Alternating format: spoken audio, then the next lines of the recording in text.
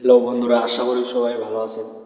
আমার এই ভিডিওতে আমি আপনাদের দেখাবো কিভাবে হামাস্টার থেকে বেশি বেশি করে ডায়মন্ড কালেক্ট করতে পারবেন। এখানে প্রথমত ডায়মন্ড কালেক্ট করার জন্য আপনার সর্বপ্রথম ইয়াতে ঢুকবেন। অ্যান্ড্রয়েড বছর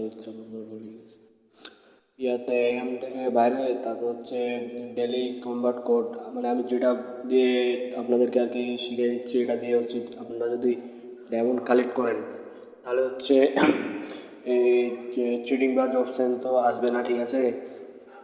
চিটিং বাজ অপশানটা আসবে না, এই জন্য আপনারা প্রথমত হামস্টার হামস্টার কোড জেনারেটর এখানে ঢুকবেন। এখানে ঢুকে ওপেন অ্যাপ, প্রোফাইলে গিয়ে ওপেন অ্যাপটা পাবেন। তারপর এখান থেকে এখানে সিলেক্ট করবেন, মানে যে কোনো একটা সিলেক্ট করবেন। সিলেক্ট করার পর সিলেক্ট করার পর সিলেক্ট করার পর নিচে একটা করবেন, তাহলে কিছুক্ষণ টাইম নেবে।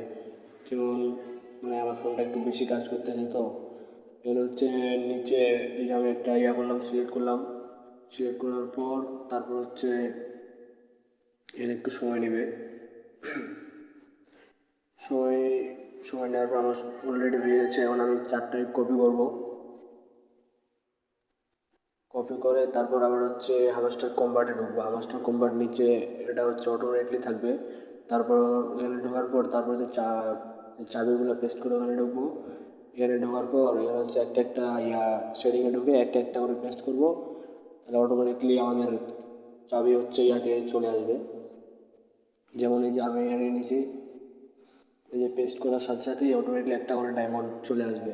এভাবে নিলে সাধারণত আপনার মানে চিটিং বাজ অপশান আসবে না।